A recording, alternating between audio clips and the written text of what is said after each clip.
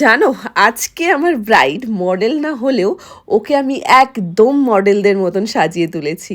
আর ঠিক এই কারণেই আমি আমার মেকআপে প্রত্যেকটা মডেলকে বাদ দিয়েছি, কারণ আমার রিয়েল ব্রাইডরাই একদম অবিকল মডেলদের মতো লাগে আমার কাছে। রুবাইয়াকে সাজাতে আমি চলে গেছিলাম বাদুড়িয়াতে। এই বাদুড়িয়া জায়গাটা বসিরহাটের খুব কাছেই। আর ওকে সাজাতে যেতে যেতেই এত সুন্দর একটা সর্ষে ক্ষেত পেলাম শীতের শুরুতেই, যেটা সত্যি আমার মনে হচ্ছিল এখানে তো ফটো তুলতেই হবে, কারণ সর্ষে ক্ষেত, ধান ক্ষেত, এই জিনিসগুলো আমার ভীষণ পছন্দের। Hello, thank you so much এটার জন্য, থ্যাংক ইউ। তাহলে এসছি আমি। আচ্ছা, নামটা কি জানো তোমার? রুবাইয়া। রুবাইয়া, রুবাইয়া আজকে রিসেপশন আর পরবে হচ্ছে সুন্দর একটা লেহেঙ্গা। রুবাইয়া এক্সাইটেড নিজের লুকটা নিয়ে? তোমাকে দেখার জন্য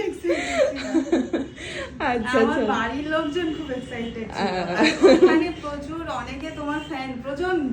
আচ্ছা আচ্ছা, তাহলে তো রুবাইয়াকে এবার ফোনেও দেখবে আর সাজানোটা তো দেখবেই।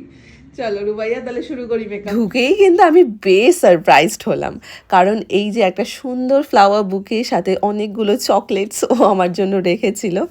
আর এই যে আমার ব্রাইড রুবাইয়া, রুবাইয়াকে এবার আমি শুরু করব ওর একটা রিসেপশন মেকআপের সাজ। তোমরা প্রথমেই দেখতে পাচ্ছ যেমন ভীষণ সুন্দর সুইট মিষ্টি, আর ওর স্কিনটা কিন্তু ভীষণ প্রবলেমেটিক, মানে যেটা তোমরা দেখতে পাচ্ছ অনেক বেশি ওর র্যাশ পিম্পল ছিল। তো আমি একটুখানি টেন্সড ছিলাম যে ওর স্কিনটা এতটা খারাপ অবস্থা, কি করা যায়।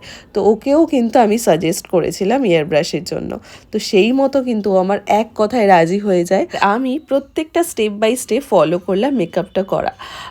মেকআপটা কিন্তু কোনো রকম মুখস্থ বিদ্যা নয়, মানে এই যে তোমরা ভিডিওতে যা যা দেখছো আমি যা যা ইউজ করছি, এগুলো কিন্তু ওর স্কিন হিসাবেই বা ওর স্কিন বেসিসেই আমি ইউজ করছি। এমনটা নয় কি আমি যা যা ইউজ করছি তোমরাও দেখে দেখে তাই তাই ইউজ করো।